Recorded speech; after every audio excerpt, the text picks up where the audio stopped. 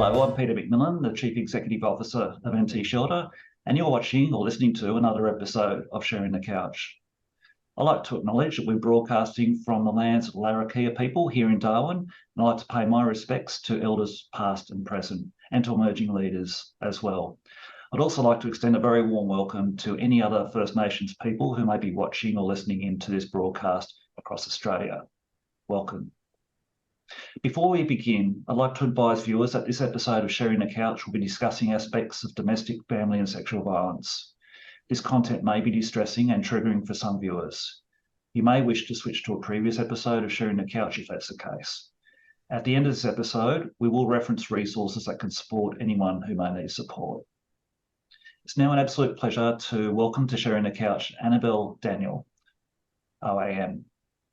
As CEO of Women's Community Shelters, Annabelle Daniel has worked with local communities around New South Wales to establish and open 5 shelters in as many years at Hornsby, Forster, Castle Hill, Penrith and Bayside. She has collaborated with a range of organisations, individuals and stakeholders from the community and all levels of government to achieve change in the field of homelessness for women and children. Annabelle is continuing this work to establish further shelters throughout New South Wales and is already working with a further 4 communities towards new shelters. Annabelle has been a leader in the sector for 20 years, working in private enterprise, the Australian government and the community sector. Prior to joining Women's Community Shelters as Chief Executive Officer, Annabelle was a senior leader in the Department of Human Services, overseeing the Child Support Program. A key role in Annabelle's career was as manager of Elsie, Australia's longest established women's shelter, providing services and support to women and children experiencing homelessness and escaping domestic violence. Annabelle trained as a lawyer with specific expertise in discrimination and family law. She has extensive experience in administrative decision-making for the Australian government, including conducting complex investigations for the Commonwealth Ombudsman. Annabelle has also significant board positions in charitable and not-for-profit organisations in diverse fields, including community development, fundraising and the arts. Annabelle is a recipient of the Order of Australia Medal for her contribution to the community sector. Is also the chair of DV New South Wales and a member of the National Women's Safety Alliance, as well as achieving many other significant awards and recognitions. It's an absolute pleasure, Annabelle, to welcome you to Sharing the Couch. Thank you so much, Peter. I'm really delighted to be here, and I'd just like to acknowledge that I'm actually coming from Gadigal land today, and pay my respects to the elders past and present, also of the Larrakia, on whose land I recently had the most immense privilege to spend time, and now I'm just conspiring as to how quickly I can get back there. Wonderful, Annabelle. So great you can join us. And I've got to say, out of the many people that I've spoken to on Sharing the Couch, I don't think I've seen had any other one on the couch has been so colourful and had such a colourful backdrop. I think you take the prize for that, hands down. I'm really happy to take the prize for that. It's actually one of the things that that I use to keep me. Colour is something I use to keep me positive and optimistic in the space that we work in, which is, you know, not always a positive and optimistic space. So well, I know that Kate Colvin and David Pearson probably get the prize for the most colourful glasses, but you get the best backdrop by a long way. Annabelle, thank you for joining us. So can you tell us a little bit about your story? So I mentioned in the opening words that you're a trained lawyer. Can you take us through, you know, your final years at school, thinking about what impact you want to do for a career? You went into law? I went through about 16 different phases of things that I thought that I wanted to do. You know, I wanted to be a marine biologist when Jacques Cousteau was all over the telly. I wanted to be an astronomer. I wanted to be a languages teacher. But then it was actually my best friend, who is still my best friend, who decided that she wanted to do law at the end of uni. And I thought, oh, she's really cool. I really admire her. I'm going to do the same thing. And it ended up that she didn't do it then, and I did. And so it was really interesting. But I did gravitate towards, you know, I think what have what tend to be seen as the more social justice kind of subjects, you know, the discrimination in the law and family law. But I did get very sucked into the idea that the way to be successful if you're a law student was to go and work for one of the big firms. And I was successful in getting a graduate position, and I did that for about a year, and I realised very quickly I was a square peg in a round hole. And so I kind of pulled the pin on that and really had quite a struggle career-wise for a few years, and just went back to something I'd been doing while I was at uni, but did it full-time instead. And it wasn't until a couple of years later that I actually joined the Australian Public Service and really put that law degree to use, working in the Child Support Agency in and around issues of the transfer of maintenance between separated parents. You know, whenever you're dealing with people's money and their kids, you're obviously right at the heart of some pretty sensitive topics.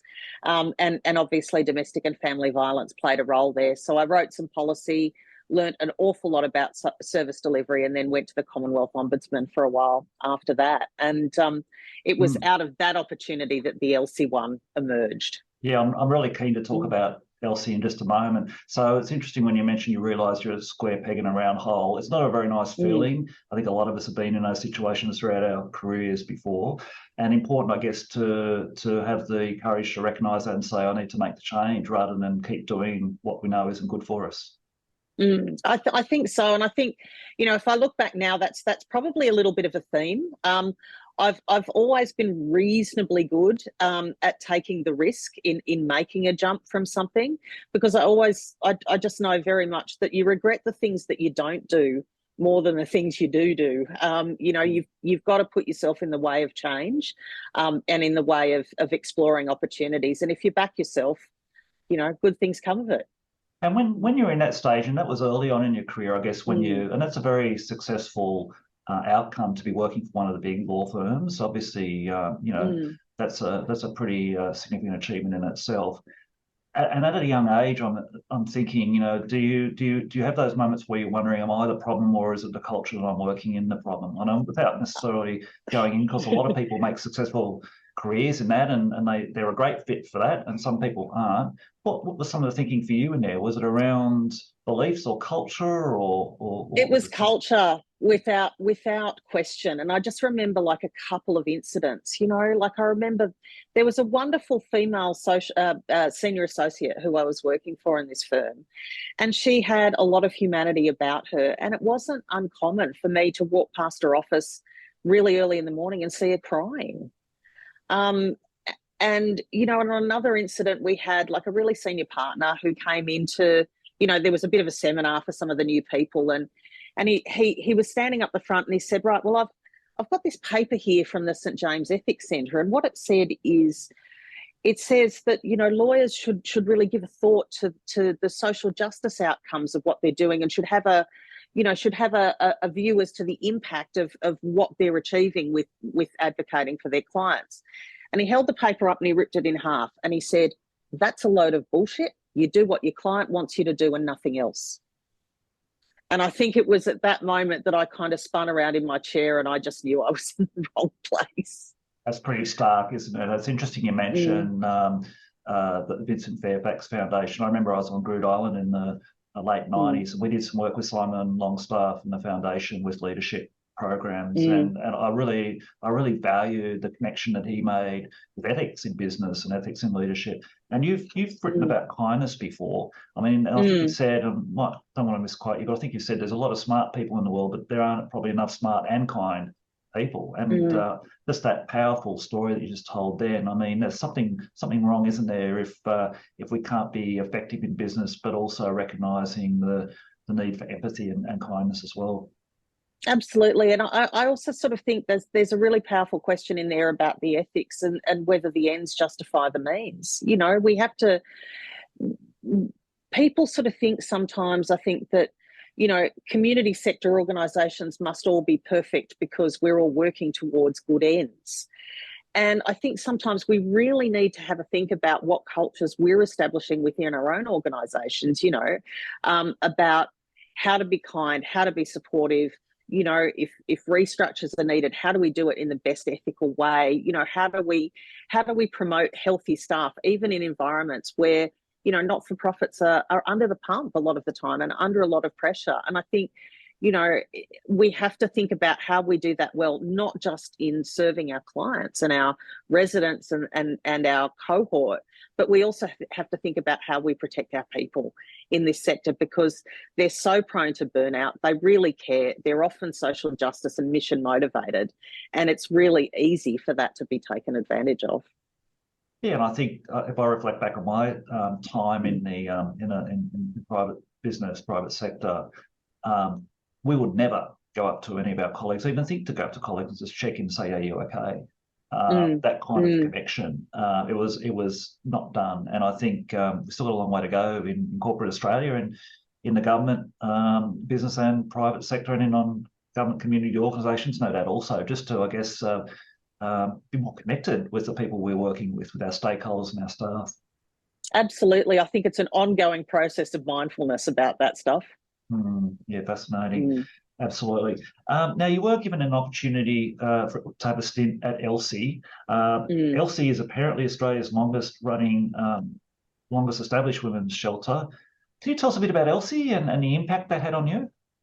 Absolutely. Look, I think for me, so yes, it is Australia's longest running women's refuge. It was established by Anne Summers and a group of feminists in the 1970s when the real wave was crashing in terms of what was then called women's liberation and women setting up services for themselves, rape crisis centres, women's refuge, women's health centres, women's legal centres, those kinds of initiatives. And I think, a lot of that spirit, and certainly the necessity of the work that it does, still remains.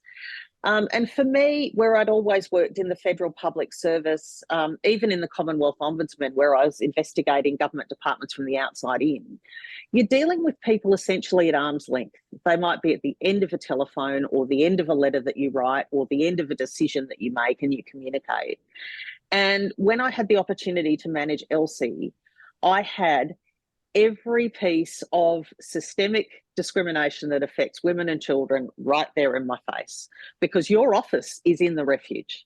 And so, you've got the kids running past, the siblings chasing one another, the cornflakes scattered down the main hallway, the shouting, the laughing, the one-on-one conversations between the caseworkers and the women who need support. You don't get to look away. And so it was really that opportunity that kind of lit the fire in me, because it was at that point that I also realised in 2011 Australia, more than 1 in 2 women who sought a safe place were being turned away. And I was outraged. Like, it popped my middle class bubble very firmly. I think the scales fell from my eyes and I realised just how much needed to be done in this space. We weren't really having a national conversation about domestic and family violence back then. You were lucky if you saw a news article once every 3 months that even called it domestic violence and treated the subject with any level of sensitivity. In fact, we used to share articles amongst the managers if we saw them and said, look, this journo did a piece and they talked about it well. And it was, of course, only a short 4 or 5 years later that we had Rosie Batty as Australian of the Year that really kind of crystallised domestic and family violence into the public view, that did change a lot. But yes, the Elsie experience changed me right down to my DNA and just, entirely gave me an overwhelming commitment to this work and to furthering it. Can you remember when you first stepped inside that door as a manager? And must have wondered what you got yourself in for, given it's just so different to anything you would have experienced before. Yeah. How did you feel? How did you feel at that time? And how well prepared were you for that experience? Look, in retrospect, I remember, and here's something funny that I don't think I've ever talked about before, but I remember going there about a week before I was due to start and just sitting outside in my car and actually getting really emotional and just thinking, please let me do a good job here. Like, let me do a good job. If this is where I'm meant to be, if this is the work that I need to be doing, just put me on the, universe, whatever, just put me on the path to actually doing a good job here. And the learning curve was rough and it was steep. and there were an enormous amount of challenges, and I sucked every bit of knowledge out of that experience that I possibly could, good, bad, neutral, and really took that opportunity to learn as much about this space as I possibly could. And ultimately, it set me in pretty good stead for when women's community shelters came along. Yeah. And did you have support then? Did you have a support network or peers or colleagues that could help you? Because it can be quite isolating, some of those roles in our sector, can't it? Yeah, they can. I mean, look, leadership can be a really lonely journey. And I think particularly in the CEO, you're often at the pinch point of two triangles. You're here, and you've got your staff down here who look to you to set the support and the culture and the mission of the organisation that you're leading. And up above you, you've got the board and the external stakeholders that you have to manage and wrangle, and who also bring their own pressures to bear on you. So, being the fulcrum of those two triangles can lead to a very, a quite lonely role. And so I think those external support networks are vital. I had them then. I had, obviously trusted confidants both within the sector and outside that I could debrief with. But it was a steep learning curve, but one that, like I say, I sucked the marrow out of every moment in that opportunity to learn. It's interesting also you mentioned that it really caused some outrage for you when you discovered, I suppose, that 1 in every 2 Australian women presenting for shelters have turned away. What's interesting to me about that, and a similar experience when I came to the Territory, you don't really understand just how things and how challenging things can be until you're actually working in the space, living and breathing it. And me too, from Middle Australia, we don't seem to really have a good grasp of that, do we? Until actually confronted with it, just how bad some of these things are that we're facing. Yeah, and I'm not ashamed to say it actually made me angry. And I think and you and I had the opportunity to meet at the amazing conference that was recently held on Larrakia country in Darwin, and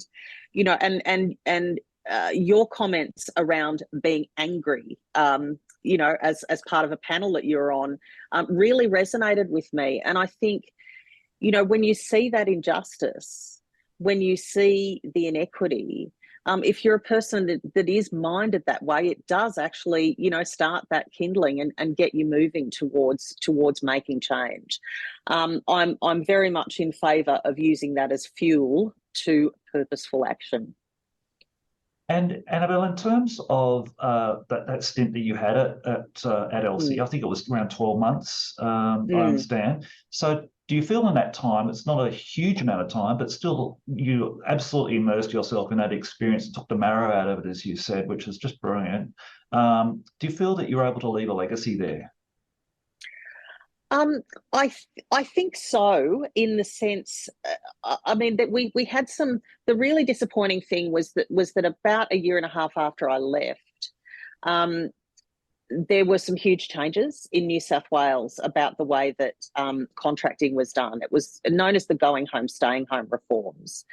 And where the sector had kind of been funded on a hodgepodge model that wasn't really planned in any particular way, what happened was it sort of sucked up and redistributed all of the funding on a district by district basis. And it knocked out a lot of the specialisation that was in the sector, particularly around domestic and family violence expertise. And so ultimately, Elsie came out of feminist management for the first time in its history and was given over to a large church-based, a faith-based organisation to run.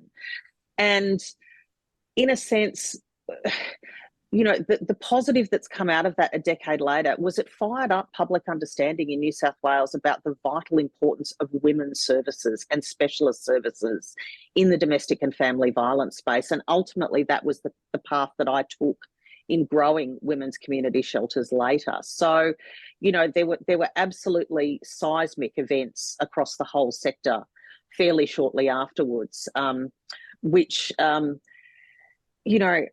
it reminds me of that. There's a saying that the Chinese character for disaster and opportunity is actually the same symbol.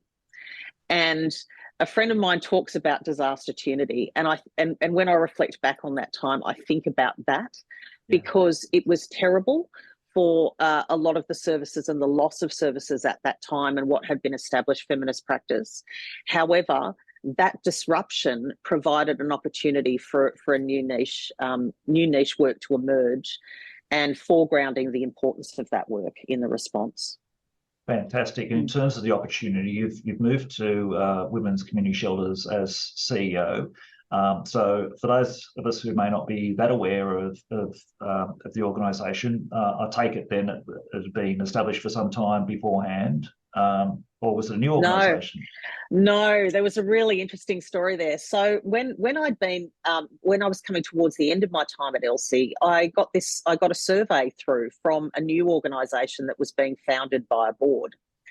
And the board had just been set up, and it was women's community shelters, and they wanted to get a bit of a lay of the land across the shelter sector as to whether there was a demand for more services and what these standalone services needed. And so I'd answered that survey, and as a result of doing that, I got to meet with the board of women's community shelters that were a few interested people, some of whom had worked to set up an independent shelter in Manly in New South Wales. And as a result of a couple of those discussions, they invited me to come on board as the inaugural CEO of Women's Community Shelters, and it was a startup. And at that time, I'd had to go back to my public service job because I was only allowed a year's unpaid leave to pursue the Elsie opportunity. And so I'd spent the following year, 2012, pretty grumpy about having to go back to the public service, and knew I would go back to this work eventually. And this opportunity presented itself at exactly the right moment. But it was also a huge fork in the road for me. I'd just been divorced. I was a single mother of two very young children, 4 and 2. And I had the choice of my secure public sector career with a fairly assured career track, given some of the indications that I'd have, my leave, my long service, my 17.5% superannuation. Or I could junk all of that and join this startup charity with a desk and a phone and no idea if it was actually going to work. And so I really took a risk there, because I'd also just taken on a Sydney mortgage, which is absolutely no fun at all as a single parent. And so I knew that I had bitten off a really big chunk and would now have to, chew really fast. And so it was really a matter of head down and bottom up for the next couple of years, trying to see whether there were communities around New South Wales who were keen to establish shelters on a model of community participation. 10 years later, I can confidently say that the answer was yes, because we've now got 10 of them. So I clearly need to update my bio. I was going to say, I'm sure that would have been out of date. When I was reading it, no, there's more than that now. Yeah, we've doubled that. But that was a really big step, and and it's an innovative organisation. I was working with an incredibly sophisticated board. It was like getting an MBA on the fly, working with some of the people who were involved, and we took a big risk, and it's paid off. I think it also shows important that we all do those surveys and return them. You never know what might come out of it. But on a more serious note, I think how on earth would you even begin? It's interesting, having that an immense challenge, really, as you've just described. You've got a clean, you've got a supportive board, obviously, which is hard for the start, I guess, but having that desk and a phone and trying to assess whether there's that demand and community interest. For those of us who might not know the model, and probably myself included for that matter, clearly, what does community women's shelters look like? How have you managed to establish these shelters? How have you began to get those engagements happening in different communities? I mean, there must be so many different communities. It looks like you're a Greater Sydney area-based organisation for now, at least. But can you tell us a bit about how you went from essentially complete startup to the success that you've got now? Lots of boots on the ground work, that's for sure. I think one of the really key things about what we did first up was trying to figure out what our offer to a community would be. Who are we? What are we trying to be? And I think we identified pretty early on that what it is essentially is a social franchise model. So what we can say is we very confidently now, and this took a lot of iterating in the early days, but we do four things. And that is that if there is a local community that has a couple of strong local champions on the ground that have identified, you know, through work in their community that women are seeking their services and being turned away, that there is a need there. We will walk alongside that group of people to actually help them project manage a shelter into existence. And so that is all of the steps that you need to take to find a property, to build a board, to look for the ideal location. I obviously had the shelter manager expertise, so I knew how they should be laid out. I know what policies and procedures are involved. We developed those. And we could give all of that and essentially work in a capacity building way with the local community to make something happen. Because we know quite often, and as you would know from your work, it's not a lack of will in communities to actually work on solutions. Sometimes what you actually need is the backbone organisation to walk alongside them. So project management is the first element. We also said funding. So if a community was able to fundraise $25,000, we would match that from the philanthropic funding we'd source, and that would be our pot of setup money so that we could find a property from the private rental market, or, if we had a landlord that was prepared to give us something suitable at a peppercorn rent, that would be our startup pot. And I would go to my board at that point and said, this community is ready to go. Can you give us the approval? And we agree to fund services. So on our shelter model, it costs about $400,000, $450,000 a year to run a shelter. We said we will underwrite 2/3 of that cost for the first 2 years and up to 50% per annum in years after that. And if you can find the sources to bring the balance, we'll do it together. The third element of what we do is all of the intellectual property that you actually need to run a shelter on a day-to-day basis, because that's also often a barrier to setting up a new service, or for anybody of goodwill who wants to get something moving, is where would I even start? What would I need to write down? How would I make sure I was keeping the client safe? How would I make referrals? How would I partner with community organisations? What do my job descriptions look like? Do I need a computer system? How do I keep donors engaged? All of those things are part of the package that we offer. It's a little bit like a shelter in a box, you might call it, the franchise piece that sits behind all of this. And the fourth element that wasn't there at the beginning, but is certainly very much there now, and what we're building every day and with every shelter we add, is joining the network, being part of a larger family. So, we provided board training, governance training to new community board members. We provide ongoing best practice forums for the shelter managers who manage our shelters, child support forums for the child support workers who work with families, any fundraising forums for for fundraising board members or paid employees of our shelters. So not only that we learn from our shelters at the front line and we provide them with knowledge, but that different locations can also cross-pollinate each other with things that they've found have worked for them. And so, trying to engineer that continuous improvement, that continuous learning kind of framework amongst the network. And ultimately, it's those four things that did prove to be the secret sauce that seems to work for communities. And certainly everywhere that we have worked is a little bit different,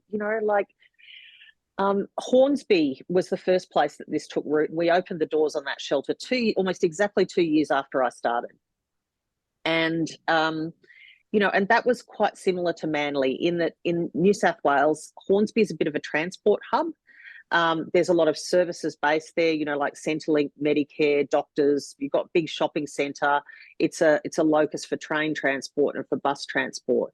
And it's actually surrounded by higher socioeconomic areas, which have got things like good volunteering, good service clubs, people who are invested in their communities, the kinds of people who would put their time and effort into establishing a local service. And so we've developed this kind of pattern of knowing what ingredients are going to be in a location to make it work. And over time, we've kind of flexed the boundaries of that a little bit to give something a go. But I think always being open to innovation and being open to, to take some risks to create something good is something you don't often see in this space, and something that's just incredibly wonderful to have permission to do in an organisation like this. It's a fascinating story, and I'm wondering, being a startup as well, how you would attract interest from donors and philanthropy in terms of the outcomes that you're able to deliver, and in a situation like that, is it because you're able to demonstrate social outcomes or value, or are there philanthropists out there to just understand the value of this work and the ethics behind supporting it? Yeah, look, a little mix of both actually. We had some startup funding from a couple of philanthropists, and in fact, the Vincent Fairfax Foundation was a contributor early on, as well as the Hunt Family Foundation. One of our board members made a contribution. We also had access to some federal government homelessness innovation funding that was, I think it was Labor government 2011, and that was to essentially provide the frontline funding for the first shelter that we were able to get established on this model. So having a little bit of funding in the pot as a startup really helped to, ensure that we weren't just focusing on fundraising to start with, but to actually gave us a foundation to kick off with the real work of what we were supposed to do. So that was incredibly helpful. And look, success breeds support. When you show people that you are moving the needle and you can show tangible progress, then I think that becomes a really compelling story for philanthropists. And fortunately, a lot of people who understand business understand our model. Like the people who I talk to, who often have been quite successful in business, have an intrinsic understanding of our model and the way that it works.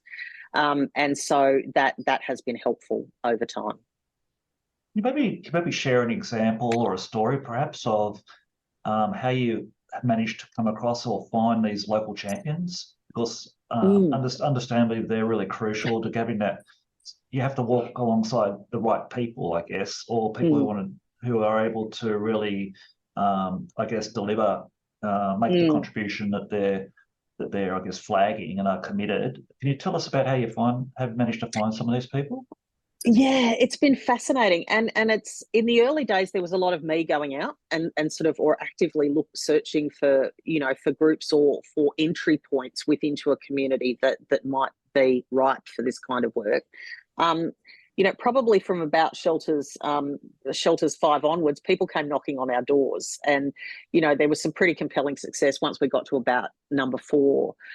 But certainly when I was starting out, there was a former MP in Hornsby who was very passionate about homelessness issues, and she was writing a PhD about it. And the location had a homelessness interagency, which had, I guess what I would say, is some unusual members. Quite often interagency groups will have representatives of services, but this one in particular had Rotary groups that were present and had seroptimists coming along, people who were invested in their local communities, but part of, I guess, the civil society range of organisations rather than just service delivery orgs. And it was out of that group that we actually found a local champion who in the first instance was a man, who said he would take on the role of chair of that steering committee. And so, in Hornsby, we built a nucleus around that group of fabulous people. In fact, one of the amazing men who was involved, Dick Babb, has done a lot of work in community in Hornsby, and I was just corresponding with him on email yesterday. In, for example, Foster, which is a community about 4.5 hours north of Sydney, I actually saw a newspaper article. It was like the Taree Times or something, or the local newspaper, and it said community desperate for crisis accommodation, just a snippet in the paper. And they already had a housing action group. And so I made touch with the woman who was the head of the local neighbourhood centre there and said, hey, this is what we're looking to do. Can I come and talk to you? And she did. She said, yes, come up. And the first meeting, I'll never forget, it was in this, the little neighbourhood centre that you can imagine pretty much anywhere in Australia, which has a dusty back room where there's a fridge that sort of makes weird noises, and there's, there's teddies and donations and files and boxes overflowing, and you're having the meeting in this room with all of these amazing local people. And that's where that conversation started. And less than 12 months later, we had a shelter because those people were already there. And that kind of story is replicated in every single one of the 10 shelters that we've established. And every one of those kinds of conversations is a little bit different, a little bit unique, but equally special, and will always, it's those little nuggets that I just hold on to really tight and dig out on the tough days, because that's the stuff that really makes the difference. It's those kinds of moments are Margaret Mead, a small group of committed citizens is the only thing that can ever change the world, and I've watched it happen. Yes, that's amazing, isn't it? It is like the song, isn't it? From little things, big things grow. In terms of, you mentioned before that the shelters are a little bit different, say between Hornsby and Manly. So I guess what might some of those differences be? I mean, are you trying to get the same sort of rules in place in terms of how long women are able to stay at the shelter before the other options kick in, or do they have a different look and feel when you walk inside the door? I mean, where are you looking at taking that business model? Of course, it's proving to be successful.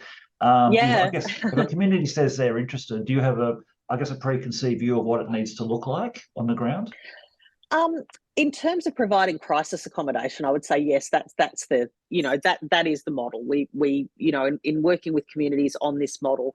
Look, that said, we also do meanwhile use housing, and transitional housing, which is something that evolved, from some amazing work that my deputy CEO did in about 2018, and which builds out our model. But I think the really powerful thing is that we also learn from communities. Like Great Lakes, for example, said, right, I can tell you what we're going to need here. We're going to need a women's and children's service. 50% of our clients are going to identify as Aboriginal, and most of them will be leaving domestic and family violence. And within 8 weeks of the shelter being open, those stats were proved. That was exactly. So listening to communities about what they need and who their client groups are going to be, and tailoring the expertise that we recruit is incredibly important to be able to deliver a community-based service. But that said, we have some baselines around best practice, around client management, around the computer systems that we use and the way that we measure outcomes.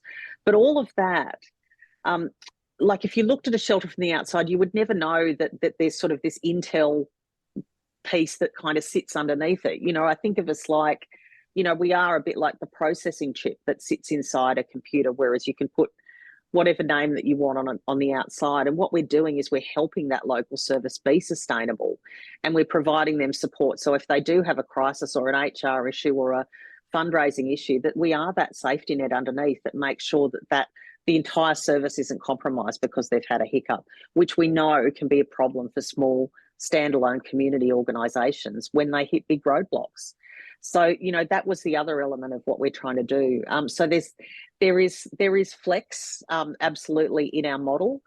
Also, to one of my ongoing commitments and deep desires is to learn to walk alongside Aboriginal and Torres Strait Islander organisations and community-controlled organisations to offer what expertise we have, if it is useful, and if they want to make use of it. And I think that's an ethical commitment on behalf of my organisation. I think it's part of the broader strategy of reconciliation. I think I have a strong ethic around Aboriginal organisations being able to tap into more privileged organisations in terms of our networks and our philanthropists and those kinds of things, and perhaps sort of grow some of those links there, if that's wanted.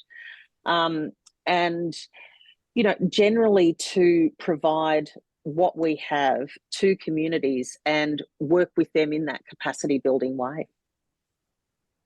Fantastic. And in terms of the journey, what are some of the obstacles or challenges you might have faced? And have you had to say no to some communities, I guess?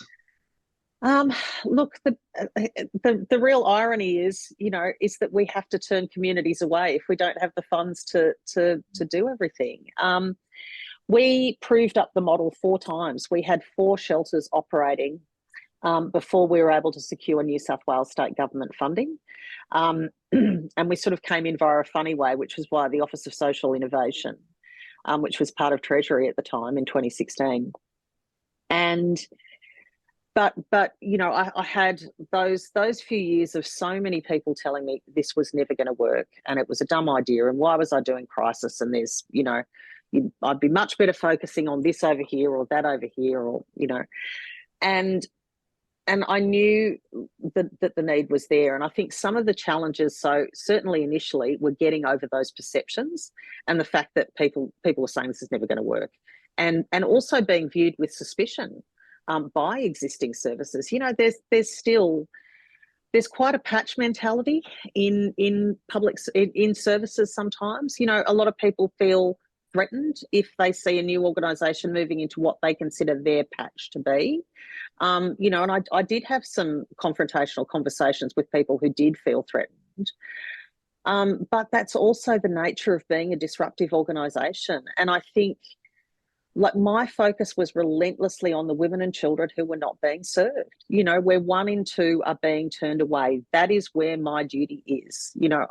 I had to put organisational politics aside and just get on with that. So that was certainly a key challenge.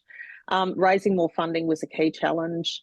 Again, the advocacy with government was a lot of chipping away, and I've since found that often it takes that philanthropy and that risk capital to actually prove up a model first and demonstrate that it can work really well more than once before government will get on board. But I also think there are reasons for that. So there were challenges early on, but I think once that success has been proved up and you can show people that the model works, we've had a lot more acceptance and a lot more willingness to see the very positive aspects of what we do by getting the whole of society and the whole of a community involved in solving the problem. Yeah, and I know you've spoken before about some of the things that annoy you, like ego being one of those things. And I do think sometimes it is challenging, isn't it? When we're all working in a sector wanting to, I guess, make the best success out of the services that we're offering, and sometimes I think it can be, can't it, possible to lose sight of why we're doing what we're doing if we feel threatened or we're wanting to have one-upmanship or be too protective about patch. And I think as a peak body and talking with government, it's really about delivering value, isn't it? Public value. How can we do that by cooperating while we're in an environment we're also competing for funds? I guess it's that classic term of co-opetition, isn't it? We need to navigate exactly. But we have to focus on why we're doing this. It's for the people on the ground that need our help. Yeah, exactly right. And I think we also need to have a level of self-compassion around this kind of stuff, because it really is those artificial circumstances of competition and scarcity which create a lot of the, which create the friction at the edges, or which create the challenges where, I think it's human nature. This is in every sector of business, and there's no reason why we should be exempt just because we're people that happen to be focused on social justice missions. But I think we're probably obliged to have a bit of self-awareness about it, and therefore the self-compassion about it, and sort of look ourselves in the mirror every now and then and say, come on, Annabelle, get down off your high horse about this. Just, remember to be humble and remember who you're actually doing this for. We all have our moments, don't we? Can I just also just check in with you? When I visit your site, on the landing page, it's a very powerful banner that says what you mentioned before, that 1 in every 2 women are turned away, and you have 2 case studies of women in different circumstances, but both equally really needy of a place to stay. We've talked a bit about business and systems and ethics and that. How do you make those tough decisions around who gets the bed and who doesn't? Do you have tools or priority mechanisms? How do you and your staff navigate that? It must be very, very challenging. Yeah, look, we generally do a risk assessment as to who's the most at risk, and we would take that person and then scramble like heck to find them somewhere else to go, which we usually do manage to do. But I'd be lying if I said these aren't the hardest decisions that we have to make. They really are. It's not easy. And I think when I go back to my experience at Elsie, that was really what popped that bubble for me. I was, outraged. I couldn't believe that there were people who so desperately needed this help and it just wasn't available to them. Pardon me. And so our shelter managers make those kinds of decisions. Whenever we raise awareness around domestic and family violence as a society, people raise their hands for help. And I think that, if we're going to do all of this job of raising awareness, I think there's a really compelling moral argument that we have to have the services available to catch people when they do say, okay, I need help. How are you going to help me? And so whilst we do those assessments, we also move heaven and earth to find people alternates. But we also know that many women who are living in domestic and family violence situations won't leave unless they know they've got a safe place to go. We have had situations where there's been some publicity about a shelter, due to be opening up in a week or two, and women have tried to put themselves on a waiting list for when that shelter is actually open, because they're currently living in violence and they won't leave unless they're guaranteed a place. And so those are just the ones, when we talk about the 1 in 2 figure, we're also talking about the women who know that they can ask for somewhere to go. So it's really the tip of the iceberg there, because there is also a lot of, a lot of experience out there of people who might be living in domestic abuse or coercive control, but they haven't identified it as such yet, or they simply don't know that these safe places are available to go to. So, the awareness raising work that happens means that we do have to make these choices, and that's why I'm so keen to see our network expand where it is wanted and across Australia, because it does empower communities to respond on the ground to that help. And do you think in your state of New South Wales and perhaps elsewhere across Australia where we're starting to see any progress? There's around exit points for women in shelters such as yours into more permanent, stable housing. I know there's talk finally of having more housing delivered under federal government programs when that gets through the Senate, and there's been recent announcements about each state and territory receiving a certain amount of funding, housing rather. Are you seeing an understanding that I guess your clients are a clear priority cohort for providing more options for women when they leave the shelter? Yes, and I think it's interesting watching the political debate around the Housing Australia Future Fund, particularly because I note when our Prime Minister was having a dig at the Greens for refusing to do their part in passing it, he specifically mentioned women and children leaving domestic violence and how the opposition was holding up, the opposition to the bill was holding up housing for that specific group. So clearly they are viewed as a priority population for social housing, which heartens me in some sense. Also, what I'm really concerned about, Peter, is the next couple of years. We really know that labour shortages are hitting hard. We know that there are construction delays. We know that the cost of materials is going through the roof. It's going to take time, and to get those builds off the ground. And I view things through a really pragmatic lens, because I say, okay, well, that's great, but what about those women and kids who need help right now? What do we do? What are those meanwhile solutions that we can bring to light that will help us deal with those women who are asking us for help right now, right today, this night, unless and until we can get that housing built. So on a 3 to 5 year kind of basis, I'm also really keen to see what tweaks can be made at both the state and federal level to encourage more meanwhile use of property that might be in the planning cycle. I'm talking about aged care facilities that might take 2 or 3 years to get over the line with local governments because of who's around. I'm talking about developers having bought up properties because they're doing a big redevelopment, but they've bought a line of things that they might not need a commercial rent return on for the next couple of years. I'm talking about church housing or a former pastor's house that's on a church property that with a little bit of love could be, converted into a suitable home for maybe 2 or 3 families, with support. All of those kinds of options are things that I think we just need to make. We need to flick the default switch on that. We need to say, let's make it easier rather than not for landlords to offer the properties into these kinds of arrangements, because 2 to 3 years at an existing habitable residential property can make all the difference in the world for the clients that we serve. It's interesting, isn't it? I've spoken before about NRAS being, the end of NRAS coming, and those are properties that are, I know there are issues with that scheme. It's not necessarily a perfect scheme, but there are houses in Australia's system that are currently designated as being affordable, and they're coming out of the system when we need more. And there will be that period of time that we do need to find some form of meanwhile stay or short-term accommodation to bridge that gap. So it is going to be a very rough couple of years.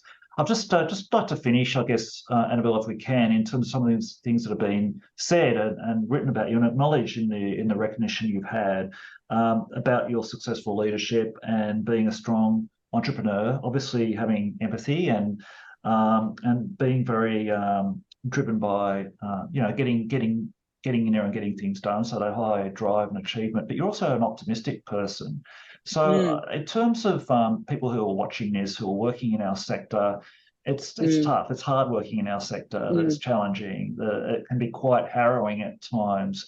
What advice would you give to people that are out there doing what they can, probably overworked? I know you've been in that situation before, working big hours, being busy. What sort of optimism or what words of advice might you give to people who are in our sector? Might be wondering sometimes, look, am I making a difference, or is it really worth it? My advice would be firmly focus on what you can control. And that is, very much, if you're on the front line and you've got that client in front of you, give them your full attention for the time that you're with them, because that is the most powerful change that you can make. The accumulation of that time that you spend with people making a difference in their lives will add up to something. And I think for me, we started out with one shelter, and then we consolidated that original Manly one under our umbrella, and we had 2, and then a couple of years later we got our 3rd and our 4th. And I think the principle that I work with is patient urgency, and that is that the issue that we are dealing with is urgent and it's important, but we can address it bit by bit, and it does add up to something over time. And so it really is a case of, screen out the noise, screen out what other people might think about what you're doing. There will always be critics. Every time you stick your head above the parapet to say something or do something, someone will take a pot shot at you. That's just part of it. But if you're firmly focused on the right things, which is the good outcomes for the group that you are there to serve, then just stay on that path. And one last question for leaders, CEOs of our organisations out there that might be listening or watching. Can you talk about the difference and what it means to you in terms of working in the business and working on the business? Because working on the business, I guess, you've done a lot of that. You've had the boots on the ground in terms of making things happen from startup, but you've also had to do a lot of work with philanthropy, with governments and others. Can you talk a bit about that and about growth? Because I think a lot of our organisations around Australia are so busy working day in, day out with what they're trying to achieve on their mission, not necessarily having that much time to spend, to be frank, in terms of either growing the business or can you maybe talk about that, what that means to you? Oh, yeah. Look, I think, look, the hamster wheel of productivity catches us all, and it's, and I think one of the ways that I look at things in this sector, right, is that your job is never completed. You only pick the point at which you abandon it every day. Do you know what I mean? Like, it's never completely done. And so you pick the point at which you abandon it and then just get back to it, because the work will always be there and you will never, ever complete it. I also think it's really important not to make your job your whole hobby as well. It would be, I know that I would not be sustainable working in domestic and family violence and commenting on it if it was my whole life. I often get sent papers which I probably should read, or studies that, or people saying, look, there's a play on at the Sydney Theatre Company. Its theme is domestic and family violence. You should go and see it. It's on Thursday, whatever. No, actually, I'm not going to read that. I'm not going to go and see that thing, because I have to put a firm boundary in place that says, right, after this is my time, and that'll be my time that I spend with my kids. It'll be the time that I spend as a gamer, which I have been since I was 11 years old. I absolutely love gaming. It'll be the time that I'm, sort of taking a walk and looking at blue and green and mountains and trees and all of that sort of thing.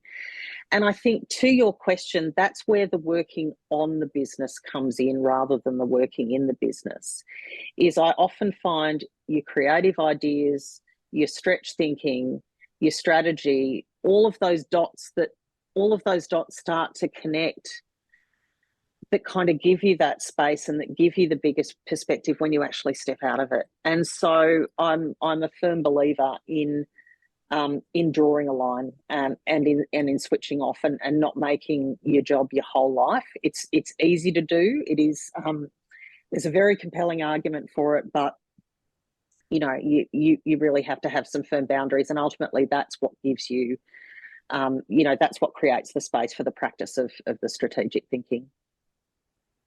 Annabelle, thank you for your time with us on the couch. It's been a terrific conversation. I've really enjoyed it. I'd like to congratulate you and your board and staff on the great work you do at women's community shelters. And I guess that growth trajectory which you've been on, growth sometimes can be have its own challenges, obviously, let alone doing what you're already doing. So I can only imagine how busy you and the team would have been, but making a fantastic impact, which has been recognised across Australia. And thank you so much for sharing your story with us today. Well, thank you so much for having me. It's a real privilege to talk to you and to be included on Sharing the Couch. So thank you very much for the opportunity. You've been listening to and watching Annabelle Daniel, Order of Australia Medal recipient, talking about women's community shelters and the great work they're doing down in New South Wales for women who are escaping domestic family violence. If you've enjoyed this podcast, please do check out other episodes, hit the subscribe and like button. That way, apparently, things like YouTube will recognise that people like to see our content, and we'll send it out to more people so others can get to see it as well. But thank you again for tuning in and watching, and we look forward to joining you again shortly. Bye for now.